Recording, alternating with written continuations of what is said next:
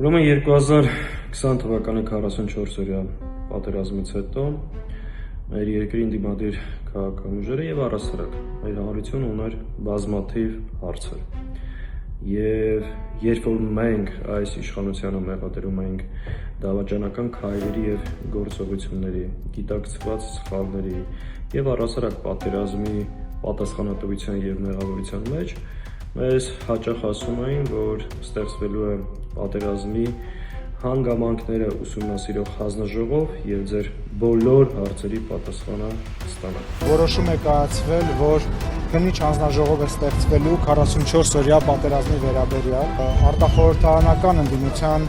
մասնակցությունը նույնպես պետք է լինի։ 21 թվականին քաղաքացիական պայմանագիրը առաջարկեց ազգային ժողովում ստեղծել պատերազմի հանգամանքները ուսումնասիրող հանձնաժողով, որը հանրությանը կտա իր բոլոր հարցերի պատասխան։ Ամեն ինչ հրապարակվելու է ամբողջությամբ։ Մնացած ընդհանուր կառավարման ոլորտի բացթողումներին եւ բանին դրա մասին միանշանակ զեկույցում տեղ կլինի։ Մեր դիրքորոշումը շատ հստակ է, որ պատերազմի մեղավորները եւ պատասխանատուները վիճակի չեն իրականացնել արդար եւ ամբողջական քննություն եւ մենք առաջարկեցինք մի օրեսդրական ամբողջական փաթեթ հանձնաժողովի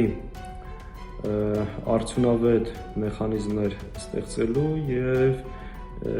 իրականում մի առաջարկ, որով հնարավոր կլիներ հասնել ճշմարտացիության եւ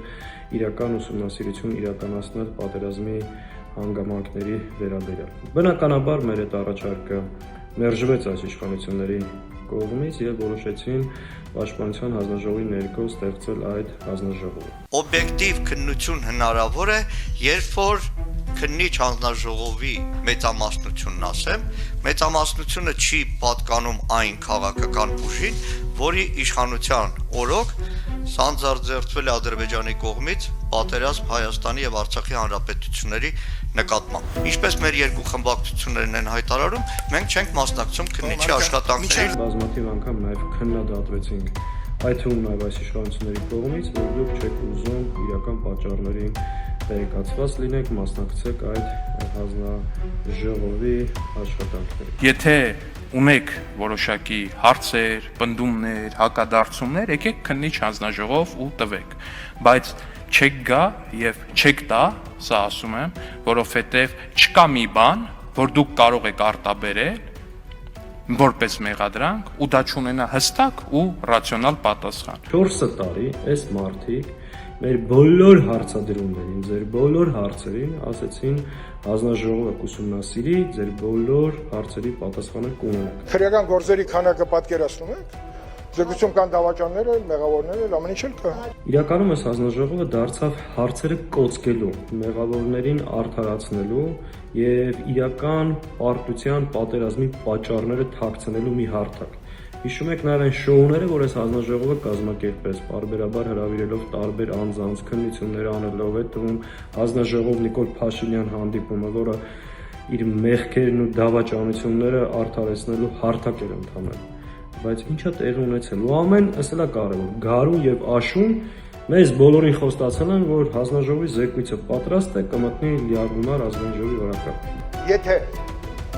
լիագումար չի մտնում, ինքը արկախված է մնում։ Եթե մտնում է, նշանակում է զեկույցը գոյություն ունի եւ օրենքի պահանջն է, սահմանադրական օրենքի, որ զեկույցը այդ դեպքում պետք է լիագումարում զեկուցվի։ Եթե այլ տարբերակով է գնում, նշանակում է զեկույցը գոյություն չունի։ Իսկ ինչ տեղի ունեցավ։ Տեղի ունեցավ հետեւյալը։ Այդ հանձնաժողովի զեկույցը պատերազմի հանգամանքները ուսումնասիրող այդպես էլ ազգային ժողովի լիագումար նիստ չներկայացրեցին։ Զեկույցը պարունակում է նաև գաղտնի տեղեկություններ, դրանք լիագումար նիստում մեր լիագումար նիստի տրամաբանություններ էր անհնար մեծ հաշվով, բայց դահլիճում ներկայացնելու հնարավորությունը սահմանափակ է։ Ամենակարևորը պարզվում է, որ իրականում 44 օրյա պատերազմի հանգամանքները ուսումնասիրող հանձնաժողովի զեկույց գոյություն չունի։ Ինչ է նշանակում գոյություն չունի։ Իրավական զեկույցի մասին է խոսքը։ Չունի, որովհետև նույնիսկ հանձնաժողովի անդամները այս զեկույցի տակ մեծամասնությունը չի ստորագրել։ Դա ընդամենը ստորագրել է 4 հոգի եւ իրավական որևէ ուժ չունի։ Տեղի ունեցել պատերազմ։ Ունեցել ենք շուրջ 5000 զոհ։ կա 12,000-ից ավել հաշմանդամ։ Կորցրել ենք Արցախը պատերազմի եւ դրանից հետո վարած սխալ դավաճանական քաղաքականության արդյունքում, այսինքն մեր ժողովրդի կյանքում տեղի ունեցել ողբերգական մի հատ խոշոր իրադարձություն եւ այն հանձնաժողովը, որը պետք է քններ եւ շատ հարցերի պատասխաններ տար, պարզվում է, որ 4 տարի մարդկանց խաբելուց հետո որևէ զեկուցել գոյություն չունի։ Սա այն դաժան իրականությունն է, որ մեր հասարակությունը եւ մեր ժողովուրդը պետք է իմանա։ Սրանից բխող մի հարցել եմ ուզում անդրադառնալ։ Փաստորեն տեսեք։ Օրինակ, եթե ես իմ խոսքի մեջ ասացի, որ շուրջ 5000 զոհ են գոնացել, ես վստահ եմ, որ իրենք հեսա հակադարձելու են, որ զոհերի թիվը չափազանցնում է կամ մեծացնում է։ Բայց իրականում ինչ է տեղ ունեցել։ Պատերազմից անցել է 5 տարի, ժողովուրդ ջան։ Մեր հայրենիքի համար զոհված, նահատակված, իրենց կյանքը տված մեր հայրենագիցների, զինվորների անունները, այդ թվում նաև անհետ կորածների, մինչև հիմա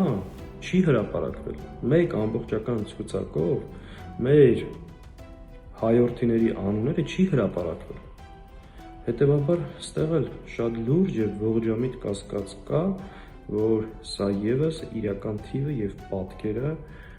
խեղաթյուրում են եւ հանրությունից գաղտնի են պահում։ Սա է այն դաժան իրականությունը,